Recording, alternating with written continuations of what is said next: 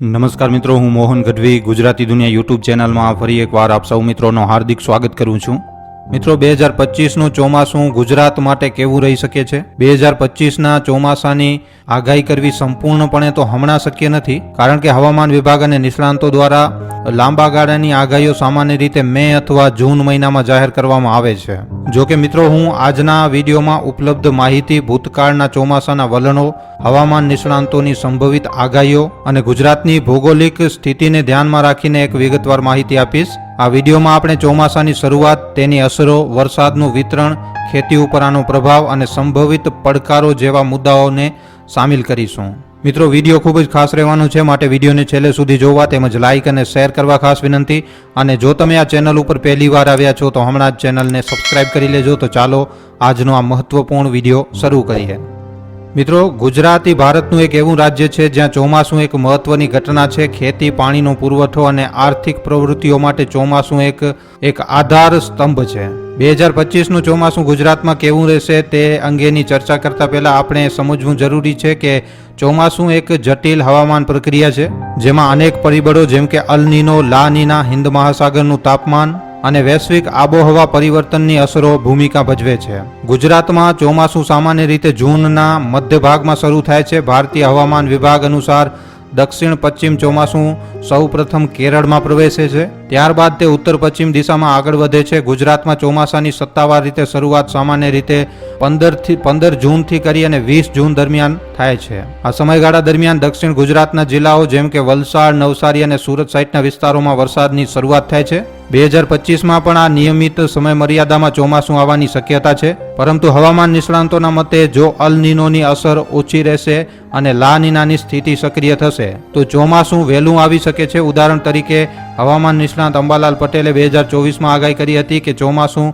મે મહિનાના અંતમાં અથવા જૂન મહિનાની શરૂઆતમાં આવી શકે છે. અને મિત્રો, હવે આવનારા ચોમાસામાં મતલબ કે 2025માં પણ આવી રીતની શક્યતાને આપણે નકારી ન શકીએ. ગુજરાતની ભૌગોલિક રચનાની વાત કરીએ તો મિત્રો, દક્ષિણ ગુજરાતમાં ઘટાઘટ જંગલો અને ઊંચા પહાડો છે, જ્યારે કચ્છ અને સૌરાષ્ટ્રમાં કેટલાક ભાગોમાં રણ જેવા વિસ્તારો અને ઓછી વનસ્પતિ જોવા મળે છે. આ કારણે ચોમાસા દરમિયાન વરસાદનું વિતરણ પણ અસમાન હોય છે. 2025માં દક્ષિણ ગુજરાતના જિલ્લાઓમાં જેમ કે ડાંગ, તાપી, નવસારી અને વલસાડ સહિતના વિસ્તારોમાં ભારે વરસાદની આશા રાખી શકાય છે, કારણ કે આ વિસ્તારો સામાન્ય રીતે વધુ વરસાદ મેળવે છે. આ વિસ્તારોમાં સરેરાશ 1000થી કરી અને 1500 મિલીમીટર વરસાદ નોંધાઈ શકે છે. બીજી તરફ મધ્ય ગુજરાતના જિલ્લાઓ જેમ કે અમદાવાદ, વડોદરા અને ખેડામાં મધ્યમથી ભારે વરસાદની શક્યતા રહેશે. આ વિસ્તારોમાં 700થી 1000 મિલીમીટર વરસાદ થઈ શકે છે. સૌરાષ્ટ્ર અને કચ્છમાં વરસાદનું પ્રમાણ સામાન્ય રીતે ઓછું હોય છે અને 2025માં પણ આ વિસ્તારોમાં 400થી 700 મિલીમીટર વરસાદની આગાહી કરવામાં આવી રહી છે. જો કે જો ચક્રવાતી પ્રવૃત્તિઓ વધશે તો સૌરાષ્ટ્રના દરિયાકાંઠાના જિલ્લાઓ જેમ કે જામનગર, પોરબંદર અને જૂનાગઢમાં વધુ વરસાદ થઈ શકે છે. ગુજરાતની ખેતી વધારે પૂરતી ચોમાસા ઉપર નિર્ભર છે. રાજ્યના ખેડૂતો ચોમાસાની શરૂઆત સાથે ખરીફ પાકો જેમ કે કપાસ, મગફળી, બાજરી અને ડાંગરનું વાવેતર કરે છે. 2025નું ચોમાસું જો સમયસર અને પૂરતા પ્રમાણમાં વરસાદ લાવશે તો તે ખેતી માટે લાભદાયી રહેશે. દક્ષિણ ગુજરાતમાં ડાંગરનું ઉત્પાદન વધી શકે છે, જ્યારે સૌરાષ્ટ્રમાં મગફળી અને કપાસને ફાયદો થશે.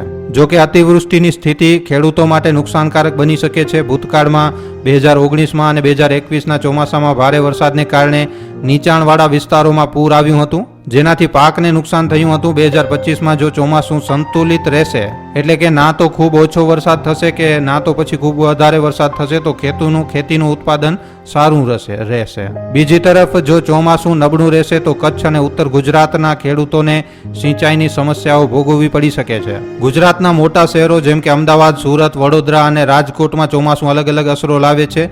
ભારે વરસાદના કારણે આ શહેરોમાં પાણી ભરાવાની સમસ્યા સર્જાઈ શકે છે. ઉદાહરણ તરીકે સુરત શહેર જે નીચાણવાળા વિસ્તારમાં આવેલું છે, ત્યાં તાપી નદીનું સ્તર વધવાથી પૂરનું જોખમ રહેશે. 2025માં જો ચોમાસું તીવ્ર રહેશે તો આવી સ્થિતિ સર્જાઈ શકે છે. અમદાવાદમાં સાબરમતી નદીના કાંઠે આવેલા વિસ્તારોમાં પણ પાણી ભરાવાની શક્યતા છે.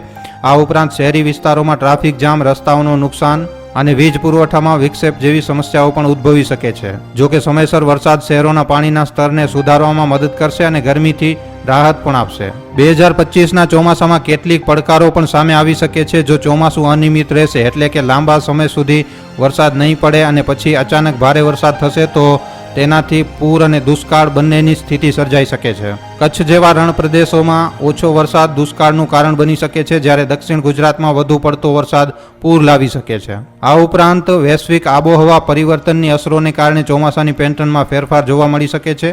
2025માં જો ચક્રવાતોની સંખ્યા વધશે તો ગુજરાતના દરિયાકાંઠાના વિસ્તારોમાં નુકસાનનું જોખમ વધી શકે છે.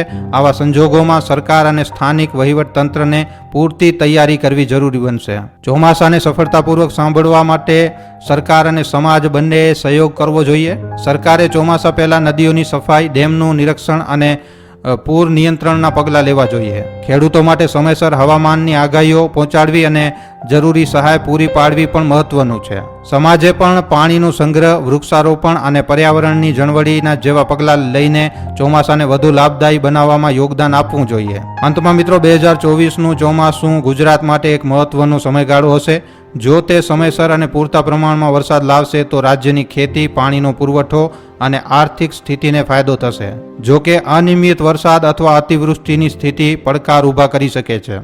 આથી ચોમાસાને સફળતાપૂર્વક સાંભળવા માટે પૂર્ણ તૈયારીઓ અને જાગૃતિ જરૂરી છે. આશા છે કે 2025નું ચોમાસું ગુજરાત માટે સમૃદ્ધિ અને ખુશાલી લાવશે.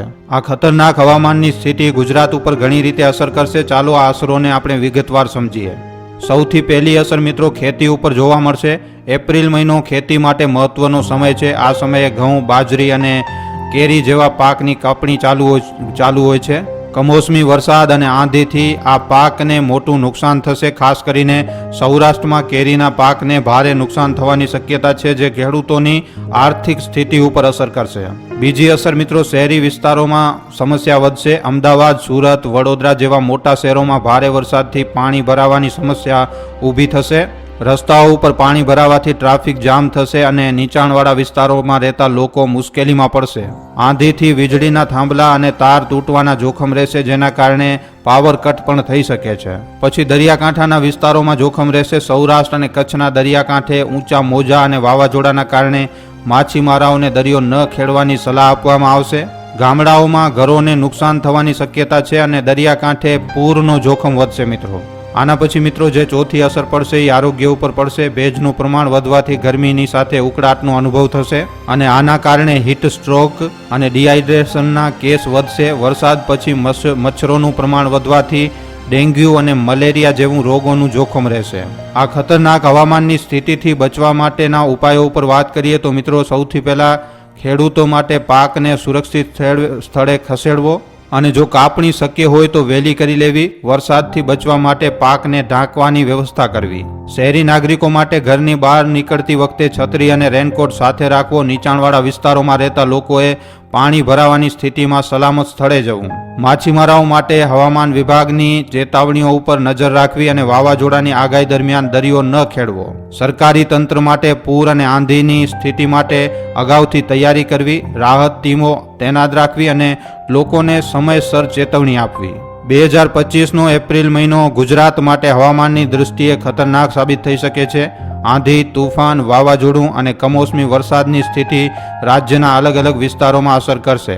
આ સ્થિતિમાં ખેડૂતો, શહેરી નાગરિકો અને દરિયાકાંઠાના રહેવાસીઓએ સાવચેતી રાખવું જરૂરી છે. સરકાર અને હવામાન વિભાગે પણ સમયસર પગલાં લઈ નુકસાન ઘટાડવું જોઈએ. આ ખતરનાક હવામાનનો સામનો કરવા માટે આગોતરી તૈયારી અને જાગૃતિ ખૂબ જ વધારે જરૂરી છે. તો મિત્રો, 2025ના ચોમાસાની આગાહી ઉપર તમારું શું કહેવું છે, તમારા શું અભિપ્રાય છે, નીચે કોમેન્ટ સેક્શનમાં લખીને જણાવવા ખાસ વિનંતી.